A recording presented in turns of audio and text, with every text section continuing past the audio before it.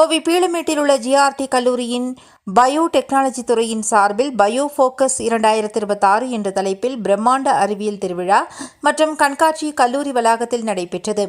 இளைய தலைமுறையினரிடையே அறிவியல் சிந்தனையை தூண்டும் நோக்கில் செல்கள் முதல் நட்சத்திரங்கள் வரை உள்ள மர்மங்களை அவிழ்த்தல் என்ற மைய கருப்பொருளை கொண்டு இந்த அறிவியல் திருவிழா வடிவமைக்கப்பட்டிருந்தது. கண்காட்சியில் பங்கேற்கும் பள்ளிகளில் இருந்து சிறப்பாக செயல்படும் ஒரு சிறந்த மாணவர் தேர்ந்தெடுக்கப்பட்டு அவர்களுக்கு கோப்பை மற்றும் பாராட்டுச் சான்றிதழ்கள் வழங்கி கௌரவிக்கப்பட்டார். ஜிஆர்டி கல்வி நிறுவனங்களின் தாளாளர் டாக்டர் டி பத்மநாபன், செயலாளர் கீதா பத்மநாபன் ஆகியோர் அறிவுறுத்தலின்படி விழா நடைபெற்றது.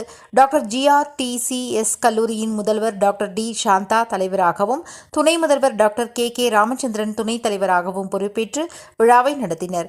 விழாவிற்கான விரிவான ஏற்பாடுகளை பயோடெக்னாலஜி துறையின் தலைவரும் அசோசியேட் பேராசிரியருமான ஒருங்கிணைப்பு செயலாளர் டாக்டர் சுமதி மற்றும் பேராசிரியர்கள் அடங்கிய குழுவினர் மேற்கொண்டனர். கண்காட்சியில் பங்கேற்க பள்ளி மற்றும் கல்லூரி மாணவர்கள் பெருமளவில் வருகை புரிந்து கண்காட்சியை ஆர்வத்துடன் பார்வையிட்டனர்.